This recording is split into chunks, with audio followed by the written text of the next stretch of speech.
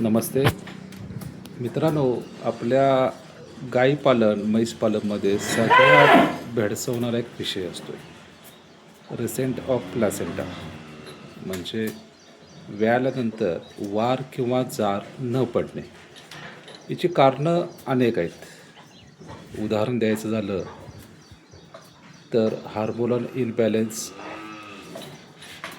शरीरावर आलेला अतिरिक्त ताण, विटॅमिनची कमतरता, अशी बरीचशी कारणं आहेत. एखादा आघात, वासरू वडून काढताना झालेला त्रास, यामुळे ही वार न पडण्याची अशी अनेक कारणं आहेत. तर ही गाय काल पहाटे 7च्या दरम्यान व्यालेली आहे आणि या गायीची अजून वार पडली नाही.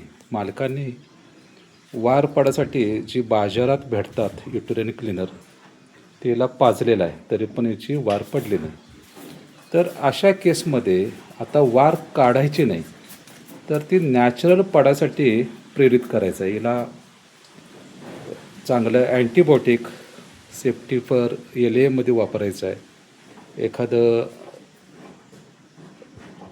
हार्मोनल इंजेक्शन जसं प्रेग्मा D आहे, वेटमेट आहे, जेणेकरून वार पडेल.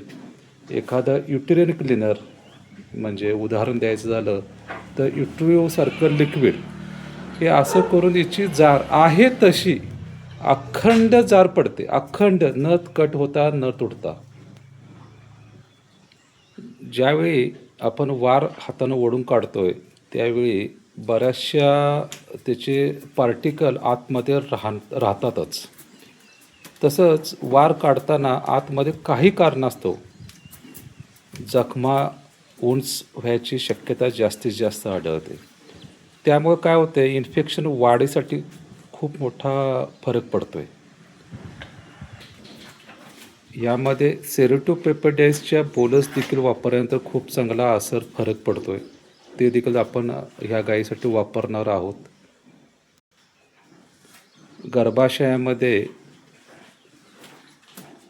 मॉक्झिवेल बोलस टाकणार आहे, जेणेकरून इन्फेक्शन तात्काळ कमी व्हावं ह्यासाठी प्रयत्न करणार आहे. सोबत अँटीबायोटिक मगाशी बोलल्या पद्धतीने अँटीबायोटिक देखील देणार आहे. अधिक मेग्लोडाईन नावाचं इंजेक्शन देखील हिला देणार आहे, जेणेकरून त्याच्या पेन्स वगैरे येणार नाहीत, फिवर वगैरे येणार नाही. याची सगळी काळजी घेणार आहे आणि याची वार अजिबात हातानं वडून काढली जाणार नाही.